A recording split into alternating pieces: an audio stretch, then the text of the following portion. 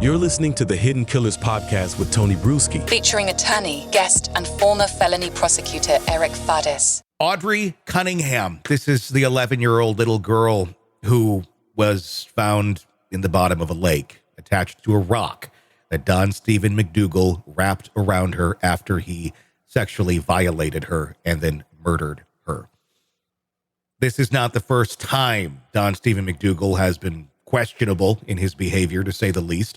Other allegations in the past of him trying to get the pants off of a young girl in bed.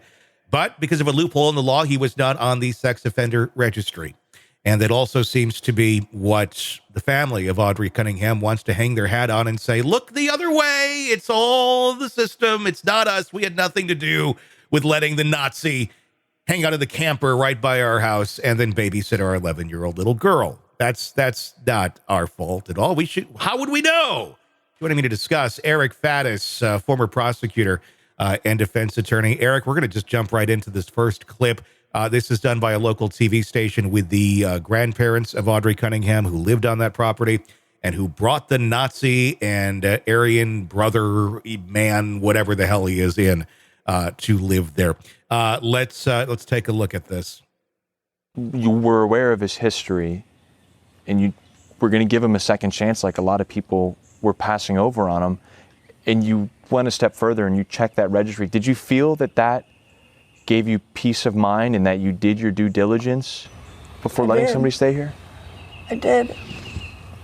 That was our largest concern, because I think people have come to depend on the registry you look on it, and unfortunately, that is part of our society. And some of it is earned. Some of them are truly needed to be on the registry. Some of them they got caught up in the moment and they wound up on the registry.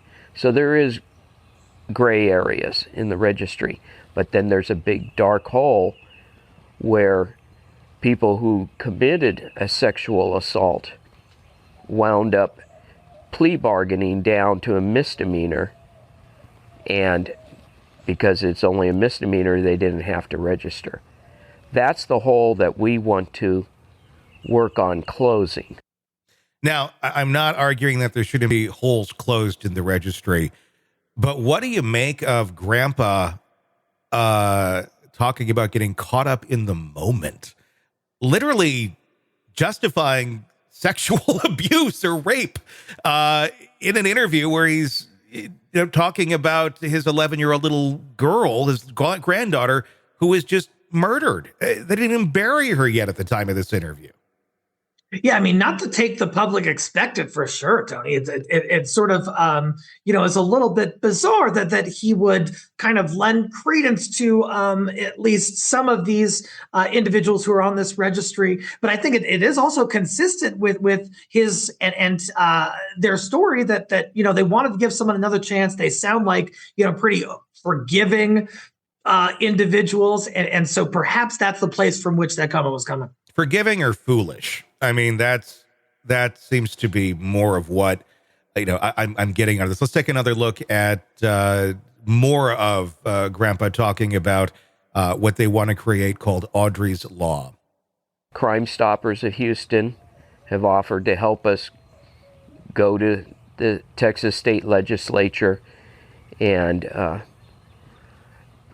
promote a bill which we're going to call Audrey's Law to help close that loophole. If they started out with a sexual assault and they plea bargain it down, they still should register so people know that that person has that history. And then you can make up your decision and base your actions on that. We just didn't have the tools. And to do background checks on everybody, they're extremely expensive. We're talking about one person that was on the property, Don Steven McDougal. Background checks you can get done for like $20. It's not impossible to do. Who's everybody? having to do, like, what do they have, like a line of people out the door of Nazis that they're like, hey, you get this camper, you get that camper, everybody gets a camper, even if you're Nazis. I mean, that'd be a weird little commune. It would. But I don't know. I mean, there is something weird about all of this. And the T-shirts, they have these purple T-shirts on with Audrey on them with wings. And then in the background, they have purple poster board with pictures of Audrey. It's like a set they built. They even have flowers on the set. The whole thing just reads to me as very, very strange. Yeah, Tony, I mean, in my appraisal, it looks like they really thought about how they're going to present and come off in this interview. That they really sort of probably talked amongst themselves. And understandably, that their granddaughter is gone, and this is a public TV interview. But yeah, I can't help but wonder what sort of discussions took place before with things they said, hey, we're going to talk about this. We're not going to talk about this potentially.